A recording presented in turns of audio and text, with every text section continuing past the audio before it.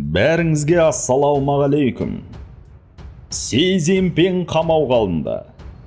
Иә, бұл ақпарат қаншалықты рас? Қытайда да дүрбелең басталды ма? Ли Цзяомин деген кім? Ендігі таңда Қазақстан мен Қытайдың қарым-қатынастары қандай болмақ?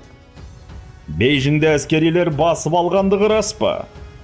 Бұл туралы өте өзекті ақпараттарды сізге көрген дұрыс.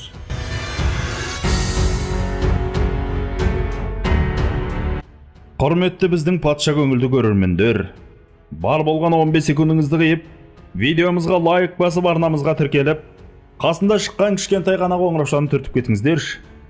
Сіздердің бізге көрсеткен қолдауларыңыз зор шабыт пен еңбегіміздің жемісі болып табылмақ. Кеттік ендеше.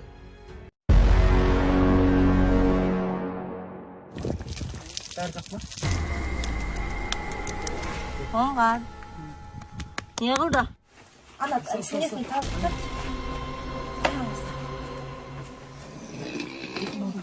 Бұл. Нормально езішіммен? Аты, скорый сағыдайшы, скорый. Уже есін білмейді башы, тесте жіберші. Ойын шығар саған адамның өмір, тесте жібер. Қазақ елді баршаларыңыздан сұрарым. Мені барлықтарыңыз видеоны көріп біліп өтсіздер, шынайы екеніне көздеріңіз де жетіп отырған шығар. Жолдасымның жағдайы өте ауыр, қыстың күнінде басқа уақытта да жағдайымыз мәз емес, осылай болып қала береміз. Баршаларыңыздан өтініп сұрарым, біздің мұқтаждығымызды түсіне қол ұшын беріп жәрдем етсеңіздер. Сіздерге мен сенемін, Алла разылығы үшін көмектеріңізді аямасаңыздар екен. Apa terus jenis dua manus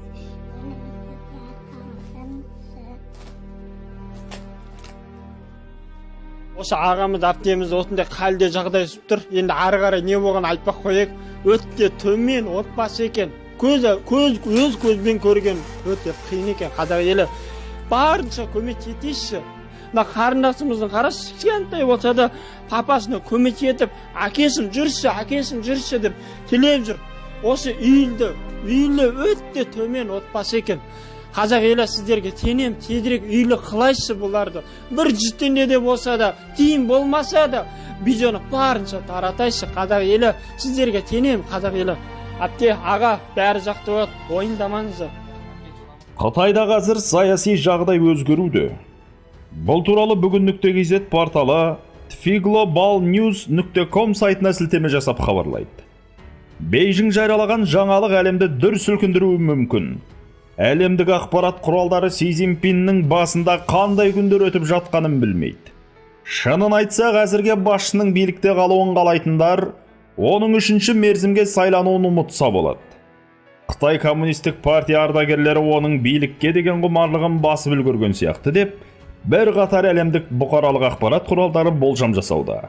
Си Цзиньпин Самарқандтағы саммиттен оралған соң, Қытайға бара сала соғысқа дайындалыңдар, Тайваньды қайтарамыз деген мәлімдемесінен кейін үй қамаққа алынған. Қазіргі жағдай Хузинтаудың бақылауында. Келесі басшы генерал Ли Цзяомин болады деп күтілуде. Цзяомин әзірге Пекинде әскери бекініске айналдырды. 80 шақырымдық үлкен колонна Бейжіңге кірді және барлық шығу жолдарды жауып тастаған. Тас жол, әуе қатынасы, темір жол бәрі де тоқтатылған. Қытайлық желі қолданушылары Бейжіңде әскерилер басып алғандығы туралы хабарлама таратуда.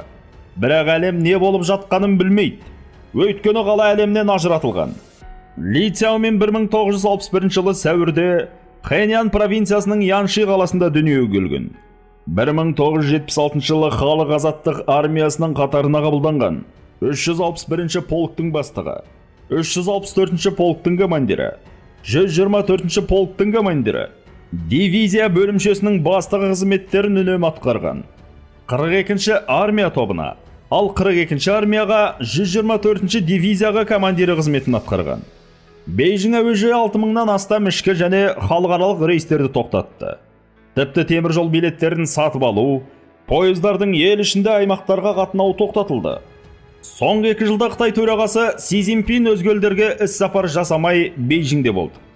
Бірде-бір әлемдік көшбасшымен кездесу яки халықаралық ұйымдармен келіссөз жасамады. Алайда 14 қыркүйекте ол Өзбекстанның Самарқанд қаласында өтетін Шанхай ынтымақтастық ұйымына мүше мемлекет басшылары кеңесінің 22-ші саммитіне қатысты. Бірақ Қытай басшысы Шанхай ынтымақтастық ұйымының негізін қалаушылардың бірі болғанымен, саммиттің ашылуында есте қаларлық сөз сөйлемеді.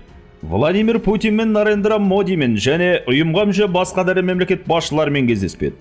Сонымен қатар ол COVID-19-ға қатысты тәуекелге байланысты Путинмен бейресми түскі ас ішкен жоқ. Кейінірек Си Цзиньпин Шанхай ынтымақтастық ұйымы саммиті ресми жабылар алдында Бейжіңге кеткені белгілі болды. Мүмкін ол құбылмалы жағдаяттан қорыққан болар. Бейжің жариялаған жаңалық әлемді дүр сілкіндіруі мүмкін. Әлемдік ақпарат құралдары Си Цзиньпиннің басында қандай күндер өтіп жатқанын білмейді. Шынын айтсақ, әзірге басшының билікте қалуын қалайтындар, оның 3-ші мерзімге сайлануын ұмытса болады. Қытай коммунистік партия ардагерлері оның билікке деген құмарлығын басып үлгерген сияқты деп бір қатар әлемдік бұқаралық ақпарат құралдары болжам жасауда.